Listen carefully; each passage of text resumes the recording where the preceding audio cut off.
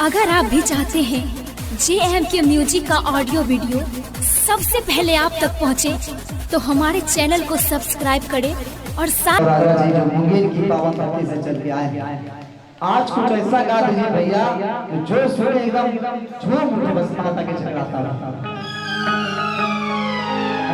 Hello भैया, हम आपके छोटे भाई गौरव राजा जिला मुंगेर माई चंडिका के पावन धरती से आए हुए हैं। आप सभी तमाम भोजपुरिया भाई मैथिली भाई के सुनने वाला के मर्जी को वोट लागे चाहिए भैया। अगर कोई गलती हो जाए तो छोटा भाई समझ के माफ कर दो। हाँ हाँ पूजा के जे थाल सजा के आइला तोर दुआरिया,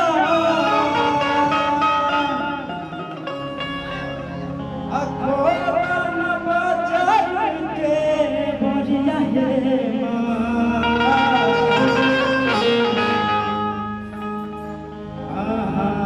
पूजा के जे थाल सजा के आइला तोर दुआरिया,